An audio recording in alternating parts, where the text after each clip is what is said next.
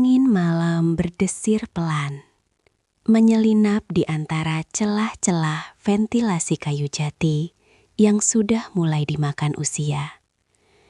Di dalam rumah besar berarsitektur kolonial yang terletak di pinggiran kota itu, Ningsih duduk terpaku di depan meja riasnya. Cahaya lampu kuning temaram memantulkan wajah seorang wanita berusia 47 tahun yang masih menyisakan sisa-sisa kecantikan masa muda. Namun garis-garis halus di sudut matanya tidak bisa berbohong. Garis itu adalah peta dari ribuan hari yang ia lalui dalam ketabahan, juga ribuan malam yang ia habiskan dalam kesunyian. Sudah 5 tahun sejak suaminya, satu-satunya tempatnya bersandar, dipanggil oleh Sang Pencipta. Sejak hari pemakaman itu, rumah ini bukan lagi sebuah tempat berteduh yang hangat, melainkan sebuah kotak besar berisi kenangan yang kadang terasa mencekik. Ningsih adalah sosok yang tangguh. Ia tidak pernah membiarkan tetangga melihatnya menangis. Ia memilih menyibukkan diri di butik jahit kecil yang menyatu dengan bagian depan rumahnya. Di sana, di antara gulungan kain sutra, tumpukan benang warna-warni, dan deru mesin jahit tua, Ningsih mencoba membunuh waktu. Namun pekerjaan hanyalah tameng. Baginya, tantangan terbesar bukanlah melayani pelanggan yang cerewet atau menyelesaikan jahitan kebaya yang rumit, melainkan saat matahari mulai terbenam, ketika butik ditutup dan lampu-lampu jalan mulai menyala. Ningsih harus masuk ke dalam rumah, mengunci pintu, dan berhadapan dengan musuh terbesarnya. Gema suaranya sendiri. Rumah itu terasa terlalu luas.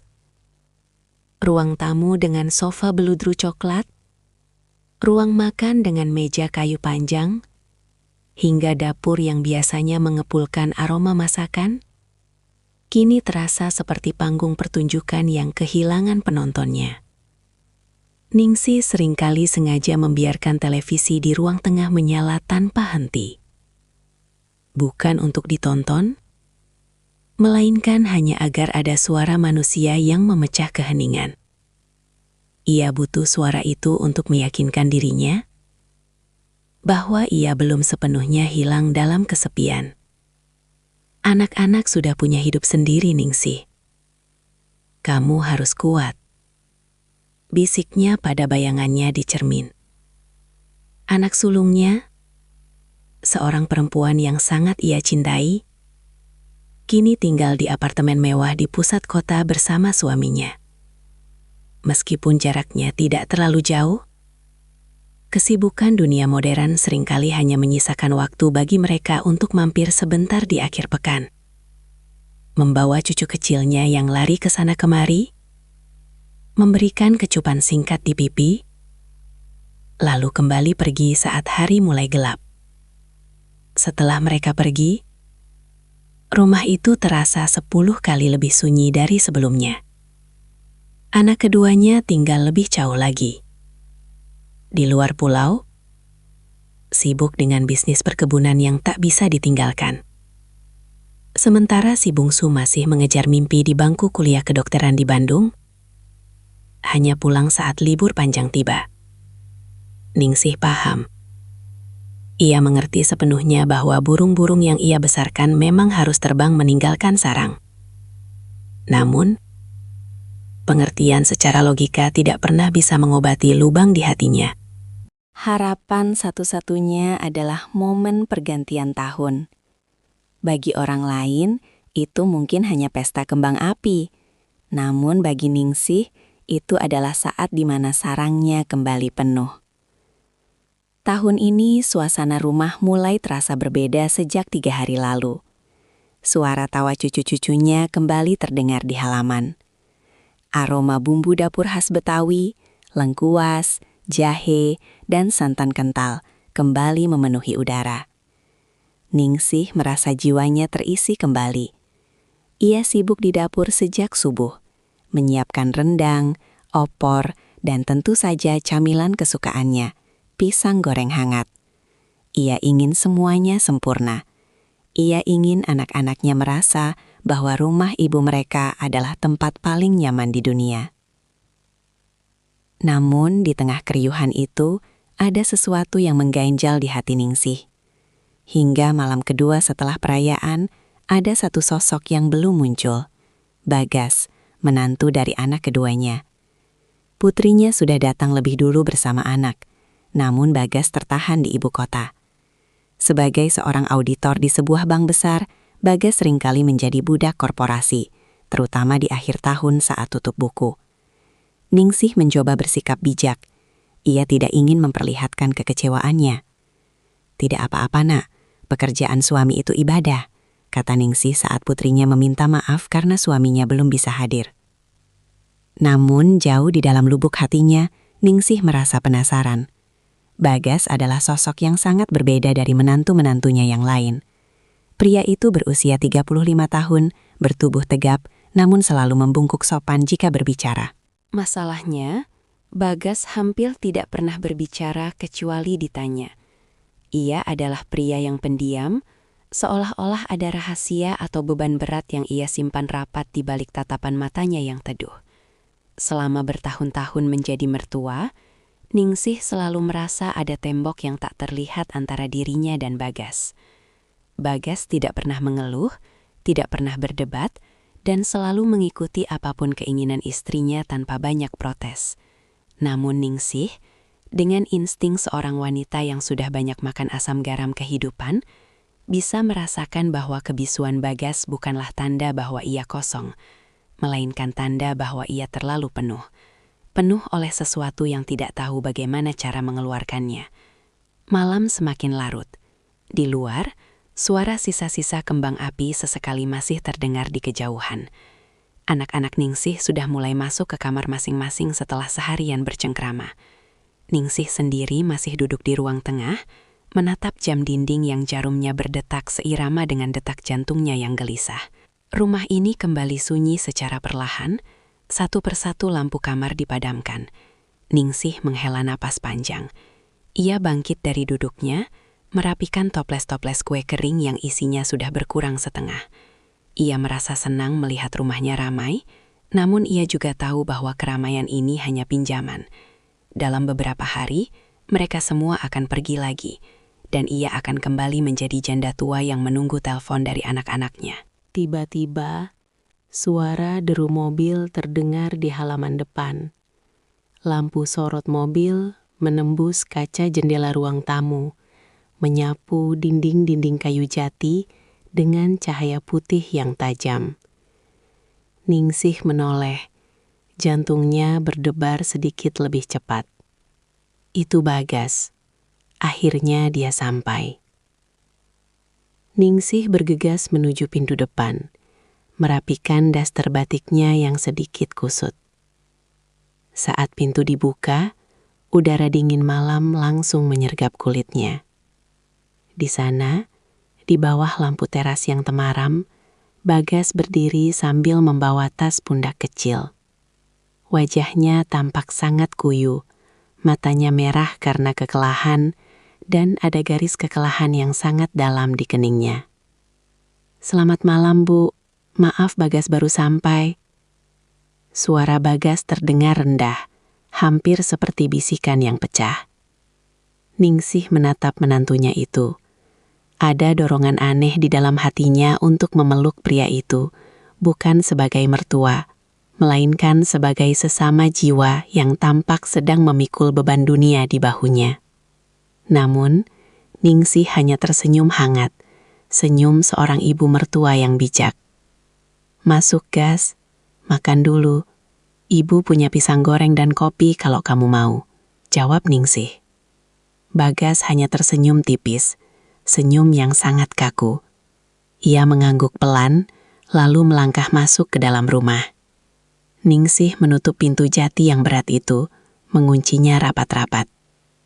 Ia tidak tahu bahwa dengan mengunci pintu itu, ia juga baru saja mengunci dirinya sendiri dalam sebuah rangkaian kejadian yang akan mengubah hidupnya selamanya. Di ruang tengah yang remang-remang itu, Gema sunyi yang tadi ia takuti perlahan menghilang, digantikan oleh kehadiran sosok pria yang diam-diam menyimpan badai di dalam dadanya. Dan di malam yang dingin itu, benih dari sebuah rahasia besar mulai tertanam di balik dinding rumah jati milik Ningsih. Malam kelima setelah puncak perayaan Tahun Baru, biasanya membawa suasana melankolis di rumah Ningsih. Keriuhan yang sebelumnya memuncak, kini mulai menyusut, menyisakan tumpukan piring kotor dan sisa-sisa bungkusan kado yang berserakan. Anak sulungnya sudah kembali ke kota sejak kemarin, sementara anak bungsunya asyik dengan dunianya sendiri di dalam kamar, telentang menatap layar ponsel. Rumah besar itu kembali perlahan menuju keheningan alaminya. Sebuah kesunyian yang bagi Ningsih terasa seperti sahabat lama yang tak diinginkan. Di tengah suasana yang mulai mendingin itu, kehadiran Bagas menjadi satu-satunya dinamika yang tersisa. Sejak kedatangannya yang larut malam tempo hari, Bagas seolah-olah melebur menjadi bayangan. Ia bangun pagi-pagi sekali, membantu menyapu halaman tanpa diminta. Lalu duduk di pojok teras dengan segelas kopi yang dibiarkan dingin. Sementara matanya menatap kosong ke arah kebun mangga di samping rumah. Ningsih sering memperhatikannya dari balik tirai jendela butiknya. Ada sesuatu pada cara Bagas duduk. Bahu yang merosot, punggung yang tegang, yang membuat Ningsih merasa pria itu sedang tidak berada di sana. Tubuhnya di rumah Ningsih, tapi jiwanya seolah terjebak di ruang audit yang penuh angka, atau di tengah kemacetan yang tak berujung. Ningsih merasa iba, sebuah perasaan yang seharusnya wajar bagi seorang mertua. Namun ada bumbu penasaran yang mulai merayap di benaknya. Dia pria yang baik, tapi seperti ada sesuatu yang patah di dalamnya. Gumam Ningsih sambil menusukkan jarum ke kain bludur hitam yang sedang ia kerjakan. Malam itu, jam dinding jati di ruang tengah berdentang 12 kali. Suaranya berat dan berwibawa, menggema ke setiap sudut ruangan yang gelap. Ningsih terbangun dari tidurnya, bukan karena suara jam, tapi karena rasa haus yang mendesak dan gelisah yang tak kunjung padam. Ia bangkit dari tempat tidur, merapikan rambutnya yang sedikit berantakan, dan menyampirkan kain selendang di bahunya untuk menghalau dingin. Saat ia melangkah menuju dapur, ia melihat cahaya remang-remang berasal dari ruang tengah. Televisi menyala tanpa suara, menampilkan gambar-gambar bergerak yang hanya memberikan bias cahaya biru pada dinding. Di sana, di atas sofa coklat tua yang mulai kusam, Bagas duduk terdiam. Ia tidak sedang menonton, ia hanya menatap layar kosong itu dengan pandangan yang paling hampa yang pernah Ningsih lihat seumur hidupnya. Ningsih terhenti sejenak di ambang pintu dapur. Ia ragu untuk menyapa, takut merusak keheningan yang tampaknya sedang dinikmati, atau mungkin justru sedang menyiksa menantunya itu. Namun, perutnya terasa lapar, dan ia ingat masih ada beberapa sisir pisang kepok di atas meja makan. Bagas, belum tidur? Suara Ningsih memecah kesunyian, lembut namun cukup mengejutkan di tengah malam yang mati. Bagas tersentak kecil. Ia menoleh dengan gerakan kaku, seolah-olah lehernya sudah lama tidak digerakkan. Begitu melihat Ningsih, ia segera memperbaiki posisi duduknya dan mencoba memaksakan sebuah senyuman. Senyuman yang terlihat sangat melelahkan. Ibu, belum Bu. Mata saya belum mau diajak kompromi, jawab Bagas dengan suara serak. Ningsih berjalan mendekat. Ibu juga sama, haus sekalian mau goreng pisang. Kamu mau? Dari tadi sore belum makan banyak kan? Ibu lihat piringmu tadi masih sisa. Bagas tampak ragu sejenak. Namun aroma pisang kepok yang sudah ranum di atas meja seolah menjadi undangan yang sulit ditolak. Boleh Bu, biar saya bantu. Gak usah, kamu duduk saja di situ. Biar ibu yang kerjakan. Sudah biasa ibu mah, jam segini masih melek. Tolak Ningsih halus. Ningsih melangkah ke dapur, menyalakan kompor gas yang memercikan api biru di kegelapan. Ia mulai mengupas pisang, membelahnya menjadi 2, lalu mencelupkannya ke dalam adonan tepung terigu yang sudah ia campur dengan sedikit garam dan vanili. Suara desisan minyak panas saat pisang dimasukkan ke dalam wajan menjadi satu-satunya melodi di dapur itu. Bau harum pisang goreng yang manis segera memenuhi ruangan, mengalahkan bau apek debu di sudut-sudut rumah tua. Beberapa menit kemudian, Ningsih keluar membawa sepiring besar pisang goreng yang masih mengepulkan uap panas, dan 2 gelas teh tawar hangat. Ia meletakkan nampan itu di meja rendah di depan Bagas, lalu duduk di kursi rotan di samping sofa. Ayo dimakan, mumpung masih hangat. Kalau sudah dingin, tepungnya keras, ajak Ningsih. Bagas mengambil 1 potong, meniupnya pelan, lalu menggigitnya. Enak Bu, pas manisnya.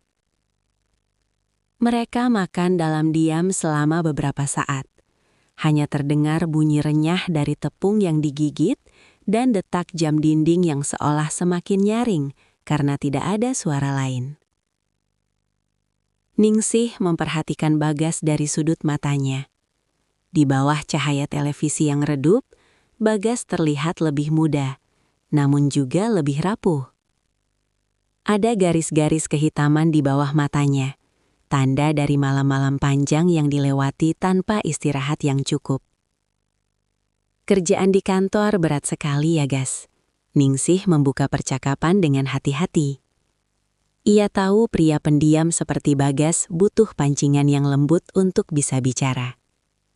Bagas menghela napas panjang, sebuah napas yang terdengar seperti beban bertonton sedang diangkat sejenak dari dadanya. Begitulah Bu, akhir tahun selalu jadi masa yang paling gila. Semua angka harus benar, semua laporan harus beres.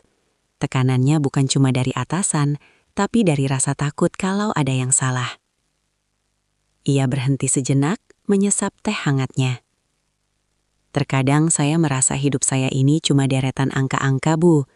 Pergi pagi saat anak-anak masih tidur, pulang malam saat mereka sudah di alam mimpi. Di kantor dikelilingi kertas, di rumah kadang saya merasa asing di rumah sendiri. Ningsih terdiam. Kalimat terakhir Bagas seolah menghantam tepat di ulu hatinya. Asing di rumah sendiri? Bukankah itu yang ia rasakan selama 5 tahun ini? Meski ini adalah rumahnya, rumah tempat ia membesarkan anak-anaknya, ia seringkali merasa seperti tamu di sebuah bangunan kosong yang luas. Ibu mengerti, bisik Ningsih. Suaranya sedikit bergetar. Ibu sudah 5 tahun tinggal di sini sendirian. Kadang ibu bicara sama mesin jahit cuma supaya telinga ibu dengar suara manusia. Kesepian itu, dia tidak peduli kita punya uang atau punya keluarga. Dia cuma tahu cara masuk dan tinggal di dalam hati. Bagas menoleh, menatap mertuanya dengan tatapan yang berbeda dari sebelumnya. Selama ini ia melihat Ningsih sebagai sosok ibu mertua yang tegar, janda tangguh yang mandiri. Ia tidak pernah menyangka bahwa di balik kebaya rapi dan senyum ramahnya, Ningsih menyimpan luka sunyi yang sama besarnya dengan kegelisahan yang ia miliki. Ibu juga merasa begitu? Tanya Bagas lirih. Ningsih mengangguk pelan. Setiap malam, Gas. Setiap malam ibu duduk di sini, menonton televisi yang ibu sendiri tidak tahu ceritanya tentang apa, cuma supaya rumah ini tidak terasa seperti kuburan. Momen itu menjadi titik balik. Di antara aroma pisang goreng dan teh tawar, tembok es yang selama ini memisahkan mertua dan menantu itu mulai retak. Bagas tidak lagi merasa perlu menjaga jarak profesional sebagai menantu yang sopan. Ia merasa menemukan seseorang yang benar-benar bisa mendengar frekuensi kesedihannya. Kadang aku iri sama ibu, kata Bagas. Kini ia tidak lagi menggunakan kata ganti saya yang kaku. Ibu punya butik, punya kesibukan yang ibu cintai. Aku cuma melakukan apa yang orang harapkan dari aku. Jadi suami yang cari uang, jadi ayah yang bertanggung jawab. Tapi aku lupa gimana caranya jadi diri sendiri. Ningsih bergeser duduknya, sedikit lebih dekat ke arah sofa tempat Bagas berada. Ia bisa mencium aroma parfum maskulin Bagas yang samar bercampur dengan bau keringat sisa perjalanan. Ada dorongan naluriah untuk menyentuh bahu pria itu, untuk memberikan kekuatan, seperti yang ia lakukan pada anak-anaknya dahulu. Hidup memang sering memaksa kita jadi orang lain, Gas, jawab Ningsih lembut. Tapi malam ini, di rumah ini, kamu tidak perlu jadi auditor. Kamu tidak perlu jadi menantu yang sempurna. Kamu cuma Bagas. Bagas menatap Ningsih. Mata wanita itu berkaca-kaca, memantulkan cahaya TV yang membuat matanya terlihat bersinar di kegelapan. Untuk pertama kalinya, Bagas melihat Ningsih bukan sebagai ibu dari istrinya, melainkan sebagai seorang wanita yang hangat, yang penuh pengertian, dan yang sama seperti dirinya, sedang sangat merindukan sentuhan manusia. Keheningan malam itu kini terasa berbeda, tidak lagi mencekam, melainkan terasa intim dan berbahaya. Ada udara yang mendadak terasa lebih berat di antara mereka. Jarak di antara kursi rotan dan sofa itu seolah-olah mengecil dengan sendirinya. Ningsih bisa merasakan jantungnya berdegup lebih kencang. Ia tahu ini salah. Ia tahu Bagas adalah suami anaknya. Namun, rasa hangat yang menjalar di dadanya saat Bagas menatapnya dengan penuh rasa terima kasih adalah sesuatu yang sudah lama hilang dari hidupnya. Dan bagi Ningsih, di malam yang sunyi ini, rasa hangat itu terasa jauh lebih nyata daripada norma apapun yang pernah ia pelajari.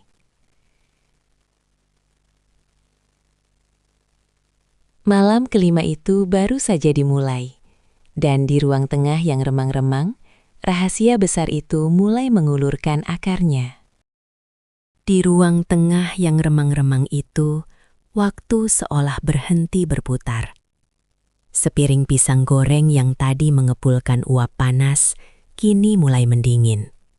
Namun udara di sekitar Ningsih dan Bagas justru terasa semakin memanas.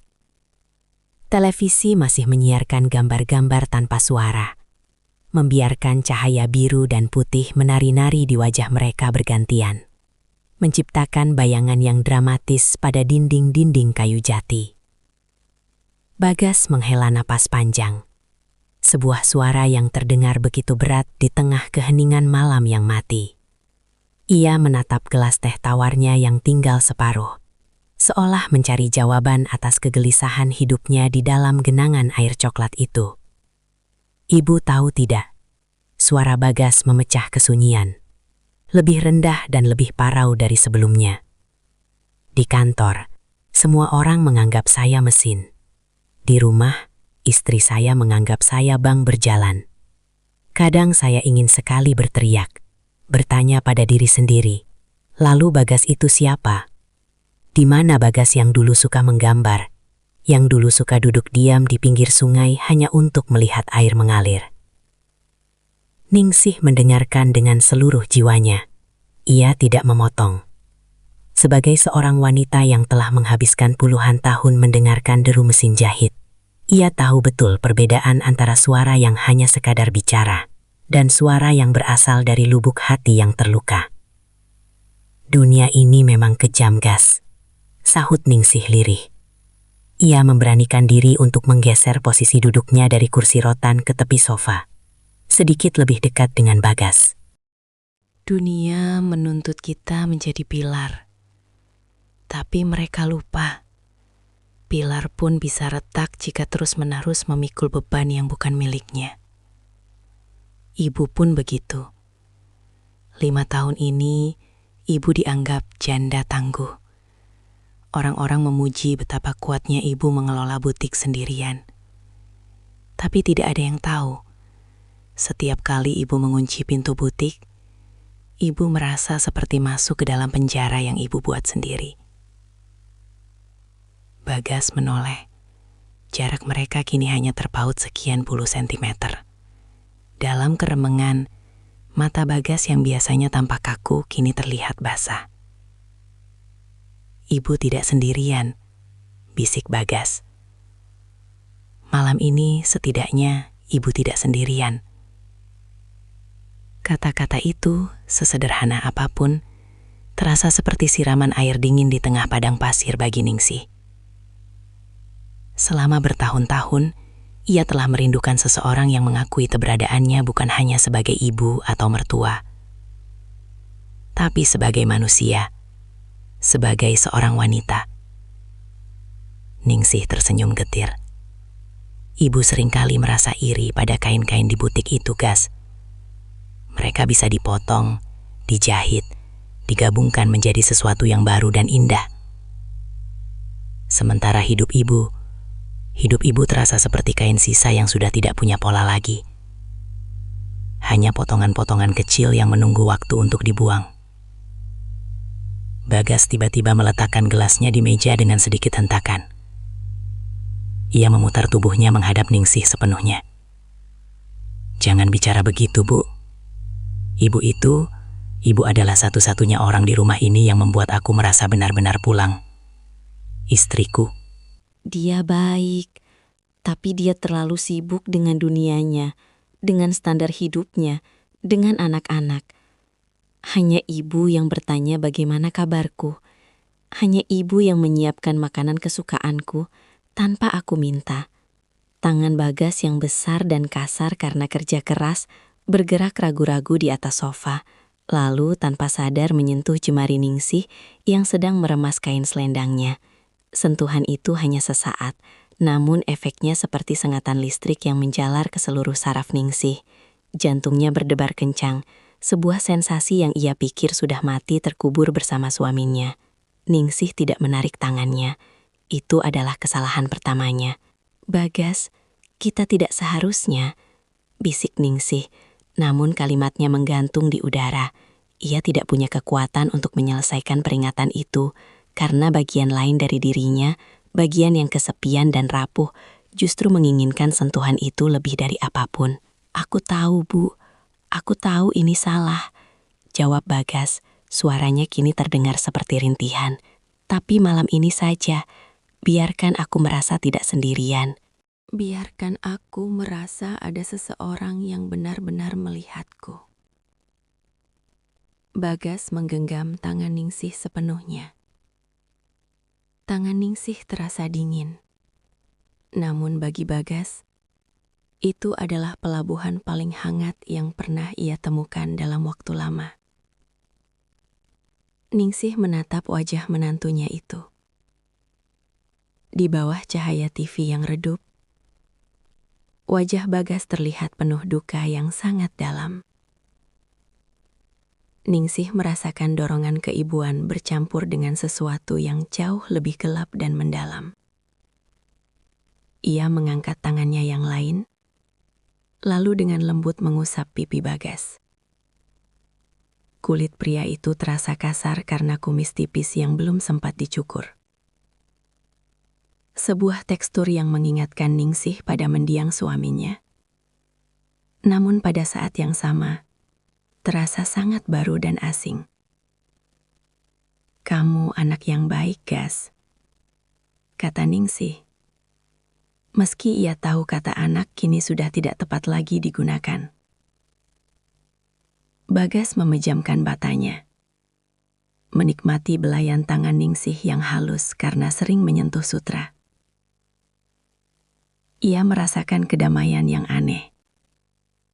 Seolah-olah semua laporan kantor, semua tuntutan istri, dan semua kebisingan dunia mendadak lenyap. Yang tersisa hanya mereka berdua. Dua jiwa yang tersesat di tengah malam yang sunyi. Di sebuah rumah tua yang penuh dengan gema masa lalu. "Ibu," Bagas berbisik. Lalu perlahan ia mendekatkan wajahnya. Ningsih bisa merasakan nafas Bagas yang hangat menerpa wajahnya. Aroma kopi dan rokok samar dari pria itu terasa begitu memabukkan di tengah udara malam yang dingin. Ningsih tahu ia harus berdiri, berlari ke kamarnya, dan mengunci pintu. Ia harus memikirkan putrinya. Ia harus memikirkan cucu-cucunya. Ia harus memikirkan martabatnya sebagai seorang janda terhormat. Namun, saat Bagas menyandarkan dahinya ke dahi Ningsih, semua nalar itu seolah-olah tersapu oleh gelombang kesepian yang selama ini ia bendung. Kesunyian malam kelima itu seolah-olah memberikan izin bagi mereka untuk menjadi egois. Di rumah yang gelap ini, di mana semua orang terlelap, mereka merasa seolah dunia telah melupakan mereka. Dan karena itu, mereka bebas untuk melupakan dunia. Hanya malam ini, bisik sebuah suara di dalam kepala Ningsih yang ia tahu adalah suara iblis. Namun terdengar seperti malaikat penyelamat bagi hatinya yang hampa. Bagas tidak lagi menahan diri. Ia merengkuh bahu Ningsih, menarik wanita itu ke dalam pelukan yang erat. Sebuah pelukan yang penuh dengan keputusasaan dan rasa lapar akan kasih sayang. Ningsih membalas pelukan itu, membenamkan wajahnya di dada Bagas, menghirup aroma maskulin yang selama ini hanya ia bayangkan dalam mimpi-mimpi sunyinya. Di luar, jam dinding berdentang 1 kali, menandakan waktu telah melewati tengah malam. Di dalam ruang tengah itu, garis yang memisahkan mertua dan menantu telah benar-benar lumat. Luka yang terbuka itu tidak lagi berdarah, melainkan mulai saling bertautan, mencari penyembuhan di tempat yang paling salah. Pisang goreng di atas meja kini sudah dingin sepenuhnya, tak lagi dihiraukan.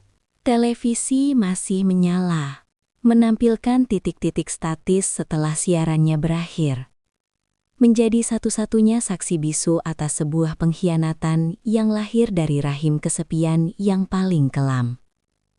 Malam itu, di bawah atap rumah jati yang megah, Ningsih dan Bagas telah melangkah masuk ke dalam sebuah labirin tanpa jalan keluar. Dunia seolah-olah kehilangan warnanya saat fajar mulai mengintip dari balik tirai jendela jati. Cahaya keabu-abuan yang dingin merayap masuk, menyinari butiran debu yang menari di udara ruang tengah, seolah mengejek kekacauan yang baru saja terjadi. Ningsih terbangun dengan sentakan jantung yang menyakitkan. Ia masih berada di sofa coklat itu, namun segalanya telah berubah. Rumah yang kemarin terasa seperti istana kenangan, kini mendadak terasa seperti penjara yang penuh dengan mata yang mengawasi. Bagas sudah tidak ada di sampingnya. Pria itu berdiri di dekat jendela besar yang menghadap ke halaman samping, membelakangi Ningsih. Punggungnya yang tegap tampak kaku, seolah sedang menahan beban langit agar tidak runtuh menimpa rumah itu. Suara kicau burung gereja di luar terdengar seperti teriakan penghakiman di telinga Ningsih. Ningsih merapikan daster batiknya dengan tangan gemetar.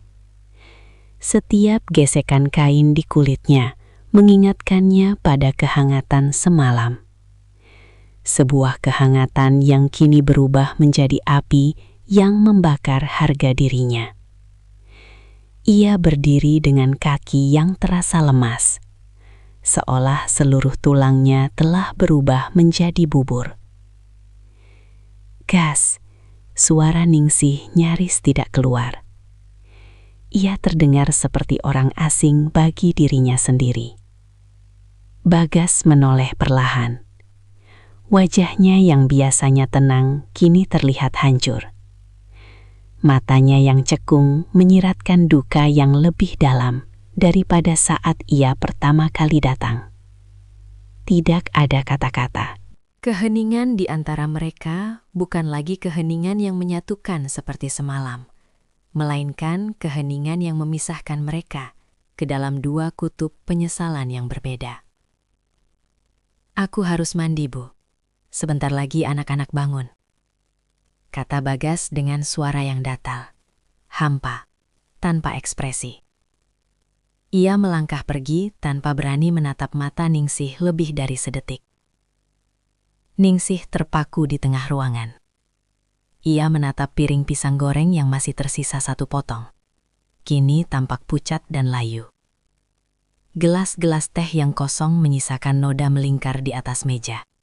Saksi bisu betapa cepatnya martabat seorang manusia bisa luluh lantak hanya karena satu malam kesepian yang tak terkendali. "Ya Tuhan, apa yang sudah aku lakukan?" bisik Ningsih sambil menutup wajah dengan kedua telapak tangannya. Air mata yang panas mulai mengalir, namun ia segera menghapusnya. Ia tidak boleh menangis. Ia tidak punya hak untuk menangis. Sebagai seorang ibu mertua, ia seharusnya menjadi benteng terakhir moralitas keluarga ini, bukan orang yang merubuhkannya. Sandiwara pagi hari. 1 jam kemudian, rumah itu mulai hidup. Suara pintu kamar yang dibuka, gemericik air dari kamar mandi, dan celoteh cucu-cucunya mulai memenuhi udara. Ningsih berada di dapur, bergerak seperti robot. Ia memotong bawang, menyalakan kompor, dan menyiapkan sarapan nasi goreng dengan gerakan yang terlalu cepat. Seolah-olah dengan menyibukkan tangan, ia bisa membungkam pikirannya. Putrinya, istri Bagas, masuk ke dapur dengan wajah segar dan senyum yang lebar. "Pagi, Bu. Wah, baunya enak sekali. Ibu kok rajin banget sih? Padahal semalam kayaknya ibu tidur larut ya." Jantung Ningsih seakan berhenti berdetak sesaat. Ia membelakangi putrinya, pura-pura sibuk mengaduk nasi di penggorengan. "Iya, Nak. Ibu cuma mau memastikan kalian sarapan enak sebelum nanti bersiap-siap pulang." "Bagas mana, Bu? Tadi aku bangun dia sudah tidak ada di kamar," tanya putrinya sambil mengambil gelas untuk membuat kopi. Tadi ibu lihat dia di depan, mungkin cari udara segar," jawab Ningsih. Suaranya terdengar kaku di telinganya sendiri, namun putrinya tampaknya tidak menyadari ada nada yang salah. Tak lama kemudian, Bagas masuk ke ruang makan. Ia sudah berpakaian rapi, rambutnya basah, disisir ke belakang, tampak seperti menantu teladan yang selalu dibanggakan keluarga. Ia duduk di meja makan, mengambil piring, dan mulai menyendok nasi goreng tanpa banyak bicara. Ningsih meletakkan piring tambahan di tengah meja. Saat tangannya bergerak, ia secara tidak sengaja bersentuhan dengan lengan Bagas. Hanya sepersekian detik, namun sensasinya seperti ledakan. Ningsih segera menarik tangannya kembali, wajahnya memanas. Ia melirik Bagas, namun pria itu tetap menunduk, fokus pada makanannya seolah-olah nasi goreng itu adalah hal paling penting di dunia. "Pak, kok diam saja? Kurang tidur ya?" tanya sang istri sambil mengusap pundak Bagas dengan mesra. Bagas tersedak sedikit, lalu mengangguk. "Iya, agak pusing sedikit. Mungkin karena perjalanan kemarin." Ningsih yang berdiri di dekat wastafel merasa dadanya sesak. Melihat putrinya menyentuh Bagas dengan penuh kasih sayang, membuatnya merasa seperti seorang kriminal. Ia merasa seperti pencuri yang telah mengambil sesuatu yang bukan haknya. Dan kini ia harus berdiri di sana, menonton pemilik aslinya menikmati apa yang tersisa. Ketegangan yang tersembunyi. Sepanjang pagi itu, suasana rumah terasa sangat mencekam bagi Ningsih dan Bagas. Di permukaan, semuanya tampak normal. Anak-anak bermain, cucu-cucu tertawa, dan obrolan tentang rencana kepulangan mengalir lancar. Namun, di bawah permukaan itu, ada arus bawah yang sangat kuat. Setiap kali mata Ningsih dan Bagas tidak sengaja bertemu, ada percikan ketegangan yang membuat udara seolah-olah berlistrik. Ada rahasia besar yang menggantung di antara mereka. Sebuah rahasia yang jika meledak, akan menghancurkan hidup semua orang yang ada di ruangan itu.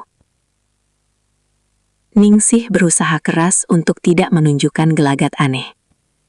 Ia berbicara lebih banyak dari biasanya, tertawa pada lelucon cucunya dengan sedikit terlalu keras, dan terus-menerus bergerak. Ia takut, jika ia diam barang sedetik saja, wajahnya akan mengkhianati perasaannya. Ia takut orang-orang akan melihat sisa-sisa malam itu di matanya yang sembab. Sementara itu, Bagas kembali ke sifat aslinya, pendiam. Namun kali ini, pendiamnya terasa berbeda. Ia bukan lagi pendiam karena lelah atau tertutup, melainkan pendiam karena takut. Ia menghindari kontak mata dengan Ningsih sebisa mungkin. Namun, justru itulah yang membuat suasana semakin aneh bagi Ningsih. Penolakan Bagas untuk menatapnya justru menegaskan bahwa apa yang terjadi semalam adalah nyata, bukan sekedar mimpi buruk yang bisa dihapus. Menjelang siang, saat anak-anak sedang berkemas di kamar, Ningsih pergi ke teras samping untuk mengambil jemuran kain serbet. Di sana, ia menemukan Bagas sedang berdiri sendirian, merokok dengan terburu-buru. "Gas," panggil Ningsih lirih. Bagas menoleh, matanya terlihat liar sesaat sebelum kembali layu. "Bu, kita tidak bisa melakukan ini. Ini salah.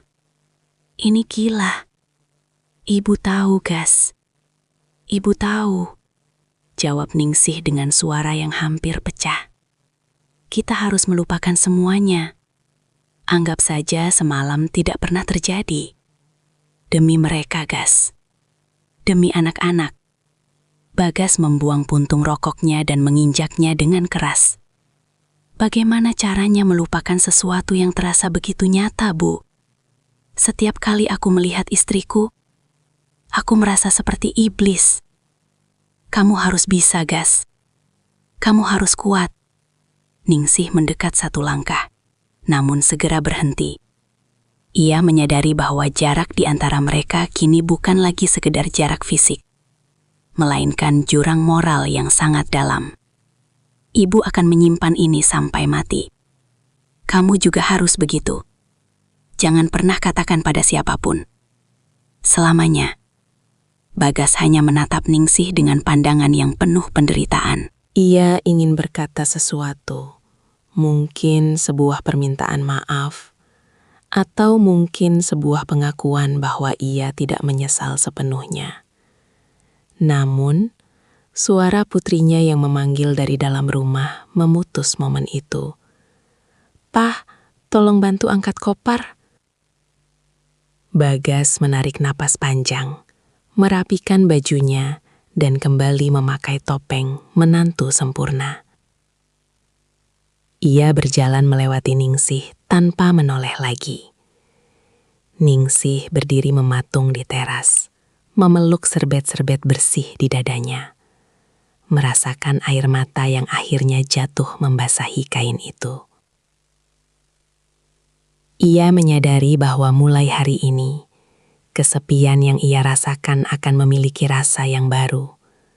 Bukan lagi kesepian karena ditinggalkan, melainkan kesepian karena menyimpan rahasia yang paling kelam.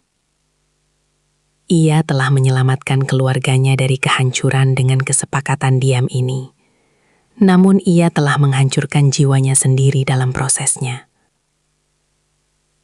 Ambang jurang itu masih ada di sana, menganga lebar. Dan Ningsih tahu, meskipun ia tidak jatuh ke dalamnya, ia akan selamanya berdiri di tepiannya, menatap kegelapan yang ia buat sendiri. Mobil SUV perak milik Bagas perlahan bergerak mundur, meninggalkan jejak ban di atas tanah halaman yang masih basah oleh embun pagi. Ningsih berdiri di teras, tangannya melambai dengan kaku, sementara wajahnya dipaksa untuk tetap mengulas senyum terbaik yang bisa ia ciptakan. Di dalam mobil itu, putrinya melambaikan tangan dengan riang, sementara cucu-cucunya menempelkan wajah ke kaca jendela sambil berteriak, "Dadah nenek, nanti main lagi ya. Hanya Bagas yang tidak menoleh. Matanya terpaku lurus ke depan. Kedua tangannya mencengkram kemudi dengan begitu kuat hingga buku-buku jarinya memutih. Bagi dunia luar, itu adalah pemandangan perpisahan keluarga yang manis. Namun bagi Ningsih, deru mesin mobil itu terdengar seperti lonceng kematian bagi ketenangan jiwanya. Begitu mobil itu hilang di tikungan jalan, Ningsih menurunkan tangannya. Seketika itu juga, senyumnya luruh, digantikan oleh gurat kelelahan yang luar biasa. Ia berbalik dan masuk ke dalam rumah. Saat pintu jati itu tertutup dengan suara dentum yang berat, Ningsih merasa seolah-olah seluruh oksigen di dalam rumah itu mendadak lenyap. Rumah itu kembali sunyi. Namun, ini bukan sunyi yang biasa ia kenal. Bukan lagi sunyi yang kosong, melainkan sunyi yang berisik oleh tuduhan. Setiap sudut ruangan seolah-olah memiliki mata dan mulut yang berbisik, menghakiminya atas apa yang terjadi di sofa ruang tengah beberapa jam yang lalu. Saksi bisu yang menghakimi. Ningsih berjalan menuju ruang tengah dengan langkah terseret. Ia menatap sofa coklat itu. Di matanya, sofa itu kini tampak seperti monumen dosa. Ia bisa melihat bayangan dirinya dan Bagas di sana. Dua manusia yang kalah oleh kerapuhan. Dengan gerakan kasar, Ningsih mengambil bantal sofa yang sedikit miring dan menepuk-nepuknya dengan tenaga berlebih. Seolah-olah dengan merapikannya, ia bisa menghapus sisa-sisa keberadaan mereka di sana. Ia kemudian bergegas ke dapur. Ia mencuci piring-piring sisa sarapan dengan gerakan yang kalap. Sabun berbusa melimpah. Air mengucur deras. Namun tidak ada yang bisa membersihkan rasa kotor yang ia rasakan di balik kulitnya sendiri. Astaghfirullah. Astaghfirullah. Bisiknya berulang-ulang. Suaranya pecah, beradu dengan denting piring yang beradu dengan wastafel. Setiap kali ia memejamkan mata, ia melihat wajah putrinya. Putrinya yang begitu bangga padanya. Putrinya yang selalu berkata, "Ibu adalah inspirasiku. Aku ingin setegar ibu." Kata-kata itu kini terasa seperti belati yang dihunuskan tepat ke jantungnya. Ia merasa seperti serigala berbulu domba yang baru saja memangsa kebahagiaan anaknya sendiri dalam satu malam kegilaan. Candu yang menyesakan. Namun, di tengah rasa jijik pada dirinya sendiri, ada sisi gelap di hati Ningsih yang menolak untuk melupakan. Ingatan tentang bagaimana Bagas menatapnya, bagaimana pria itu mendengarkan keluh kesahnya, seolah dia adalah wanita paling penting di dunia, masih memberikan kehangatan yang sisa-sisanya masih tertinggal di dadanya. Itulah yang paling menyiksa Ningsih. Rasa bersalah itu berperang dengan rasa haus akan kasih sayang yang baru saja terpuaskan sedikit. Ia membenci dirinya sendiri karena merindukan getaran itu. Ia membenci kenyataan bahwa setelah 5 tahun menjadi bayangan, ia merasa hidup justru saat melakukan kesalahan paling fatal dalam hidupnya. Sore harinya, Ningsih mencoba mencari pelarian di butiknya. Ia menyalakan mesin jahitnya, suara tak-tek dari jarum yang menembus kain biasanya menjadi meditasi baginya. Namun hari ini, jarum itu berkali-kali meleset. Benangnya kusut, persis seperti pikirannya. Tiba-tiba, ponselnya di atas meja jahit bergetar. Sebuah pesan masuk dari putrinya. "Bu, kami sudah sampai di rumah dengan selamat. Bagas langsung tidur, katanya pusing sekali. Makasih ya Bu buat pisang gorengnya semalam. Bagas bilang itu pisang goreng paling enak yang pernah dia makan. Love you Bu." Ponsel itu hampir jatuh dari tangan Ningsih. Kalimat Bagas bilang itu pisang goreng paling enak terasa seperti sindiran yang sangat tajam. Apakah Bagas mengatakannya dengan rasa bersalah, atau apakah itu kode rahasia di antara mereka? Ningsih melempar ponselnya ke tumpukan kain sutra. Ia merasa mual. Ia merasa seolah-olah seluruh keluarganya sedang menari di atas bom waktu yang ia pegang pemicunya. Doa di atas sajadah yang basah. Malam tiba dan ketakutan Ningsih memuncak. Ia tidak berani duduk di ruang tengah. Ia mengunci diri di kamar, menyalakan lampu seterang mungkin, seolah-olah cahaya bisa mengusir bayang-bayang dosa. Ia mengambil air wudhu, membiarkan air dingin membasahi wajah dan lengannya, berharap kesucian air itu bisa meresap hingga ke jiwanya yang menghitam. Ia membentangkan sajadah, mengenakan mukena putihnya, dan mulai bersujud. Dalam sujud yang panjang itu, pertahanannya runtuh. Ningsih terisak hingga bahunya berguncang hebat. Di atas kain sajadah itu, ia mengadu pada Sang Pencipta. Ya Allah, hamba adalah wanita yang lemah. Hamba tersesat dalam kesepian hamba sendiri. Cabutlah rasa ini ya Allah. Jangan biarkan hamba menghancurkan darah daging hamba sendiri. Tangisnya pecah di tengah kesunyian kamar. Ia memohon ampunan, namun di saat yang sama, ia merasa tidak layak untuk dimaafkan.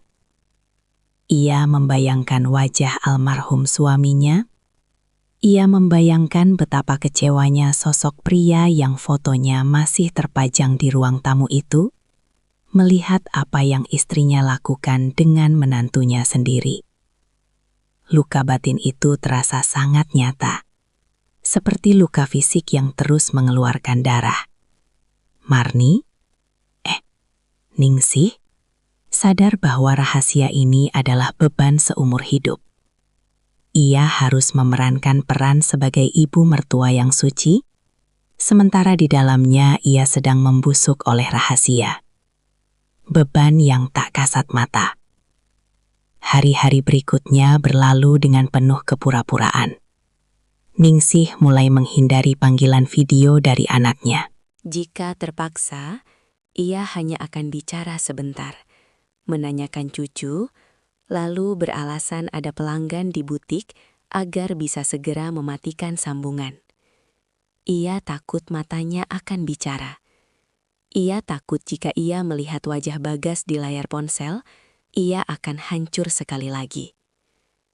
Sementara itu, ia mulai memperbanyak sedekah ke panti asuhan dan masjid di dekat rumahnya.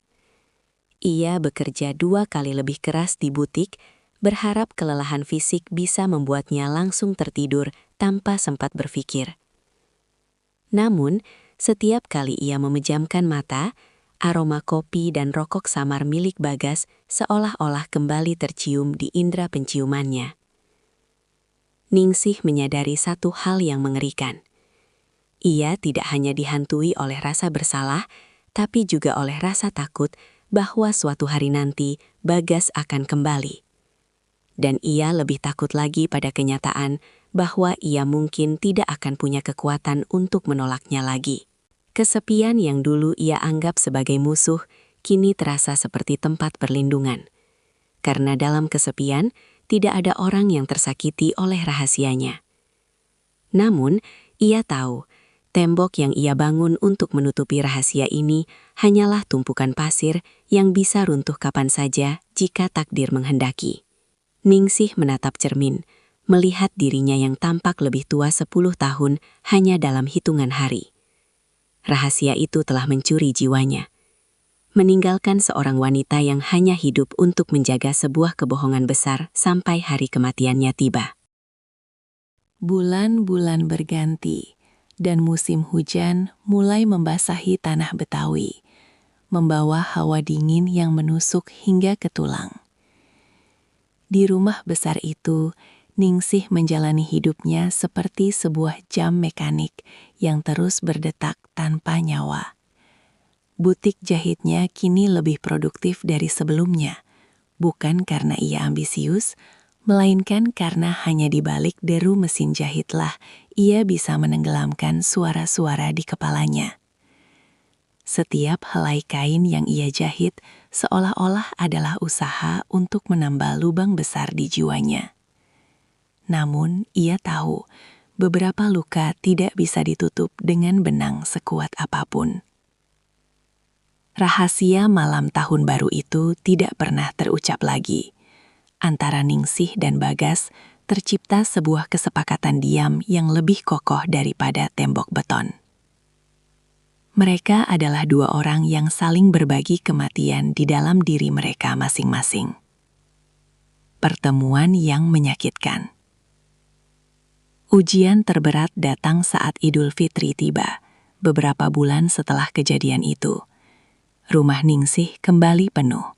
Anak-anaknya pulang, termasuk putri keduanya bersama Bagas dan cucu-cucu mereka. Ningsih harus mengenakan topeng paling sempurna yang pernah ia buat. Ia memasak ketupat, menyiapkan rendang, dan tersenyum menyalami tetangga, seolah-olah ia adalah janda paling suci di lingkungan itu. Saat Bagas melangkah masuk ke rumah, suasana mendadak terasa hampa bagi Ningsih.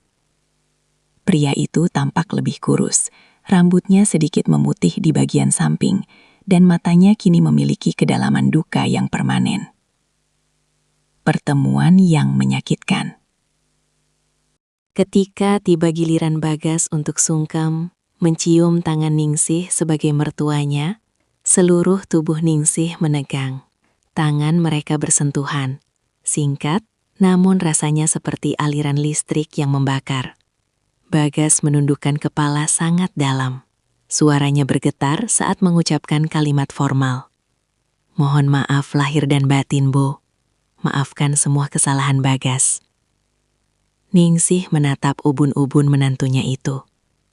Air matanya hampir jatuh, bukan karena haru kemenangan Idul Fitri, melainkan karena ironi yang begitu pahit. Iya, Gas. Ibu juga minta maaf. Semua sudah Ibu maafkan. Semoga kita semua bisa menjadi orang yang lebih baik. Jawab Ningsih dengan suara yang hampir tercekat di tenggorokan. Di ruang tamu, di depan anak dan cucunya, mereka adalah mertua dan menantu yang saling menghormati. Namun di dalam batin, mereka adalah dua orang asing yang terikat oleh rantai dosa yang tak terlihat. Bagas tidak pernah lagi berlama-lama di dapur atau ruang tengah. Ia lebih banyak menghabiskan waktu bermain dengan anak-anaknya atau berpura-pura tidur lebih awal. Mereka saling menghindari, bukan karena benci, tapi karena melihat wajah satu sama lain adalah cara tercepat untuk memanggil kembali rasa bersalah yang menyesakkan dada. Penebusan yang sunyi. Tahun-tahun berlalu dengan cepat. Anak bungsu Ningsih lulus kuliah, putri sulungnya pindah ke luar negeri, dan Ningsih semakin menua. Rambutnya kini memutih sepenuhnya. Butiknya sudah ia tutup karena matanya tak lagi kuat melihat lubang jarum. Namun rumah itu tetap ia tinggali sendirian. Bagas, di sisi lain, berubah menjadi suami yang luar biasa perhatian. Ia seolah-olah mendedikasikan sisa hidupnya untuk menebus satu malam kesalahan itu. Ia tidak pernah lagi mengeluh pada istrinya. Ia menjadi ayah yang sangat hadir untuk anak-anaknya. Orang-orang melihat keluarga mereka sebagai teladan keluarga harmonis. Namun, setiap kali Bagas duduk sendirian di kantornya yang mewah, ia seringkali termenung menatap ke arah jendela, teringat pada aroma pisang goreng dan kehangatan yang pernah ia temukan di rumah mertuanya. Ningsih pun mencari jalannya sendiri. Ia menjadi lebih religius. Ia menghabiskan waktunya di masjid, membantu mengajar mengaji anak-anak yatim, dan menyedekahkan hampir seluruh harta peninggalan suaminya. Ia berharap Tuhan melihat usahanya untuk membersihkan noda yang tak terlihat itu. Namun setiap kali ia bersujud, bayangan malam itu tetap muncul, bukan sebagai kenangan manis, melainkan sebagai pengingat akan kerapuhan manusia. Senja yang tak terelakkan. Suatu sore di usianya yang ke-65, Ningsih duduk di kursi rotan di teras samping, tempat ia dan Bagas pernah berbicara. Ia menatap matahari yang perlahan tenggelam, mewarnai langit dengan semburat jingga dan ungu yang megah. Tubuhnya mulai sering sakit-sakitan, dan ia tahu waktunya mungkin tidak lama lagi. Telepon genggamnya bergetar. Sebuah video call dari cucunya, yang kini sudah beranjak remaja. Di latar belakang, ia melihat Bagas sedang memanggang daging di halaman belakang rumah mereka. Tampak bahagia dikelilingi anak-anaknya. Bagas sempat menoleh ke kamera, melambaikan tangan, dan tersenyum tipis pada Ningsih. Ningsih membalas senyuman itu. Di momen itu, Ningsih menyadari sesuatu. Rahasia ini telah mengubah mereka menjadi orang yang lebih baik melalui cara yang sangat menyakitkan. Mereka menjadi lebih rendah hati, lebih waspada terhadap godaan, dan lebih menghargai keluarga, karena tahu betapa mudahnya semua itu dihancurkan. Rahasia ini akan mati bersamaku, bisik Ningsih pada angin senja. Ia tidak pernah menyesal telah memberikan kehangatan pada jiwa yang lapar malam itu. Namun, ia akan selamanya menyesali pengkhianatan yang menyertainya. Baginya, itu adalah salib yang harus ia panggul sendirian. Ia telah memilih untuk diam, membiarkan dirinya sendiri yang terbakar oleh api rasa bersalah, agar anak-anaknya tetap bisa hidup dalam cahaya kebahagiaan yang terang benderang. Penutup, Gema di Rumah Jati. Beberapa tahun kemudian, Ningsih berpulang dengan tenang di kamarnya. Saat pemakaman, Bagas berdiri paling depan di samping liang lahat. Ia membantu menurunkan jenazah mertuanya itu dengan tangan yang gemetar hebat.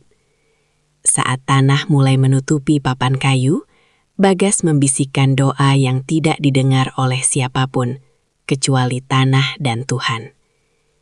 Terima kasih, Bu. Terima kasih sudah menjaga rahasia ini. Dan maafkan aku, isaknya pelan, tertutup oleh suara talqin yang dibacakan Ustadz. Rumah jati itu akhirnya dijual. Barang-barang di dalamnya dibagikan atau dibuang. Sofa coklat di ruang tengah berakhir di gudang barang bekas.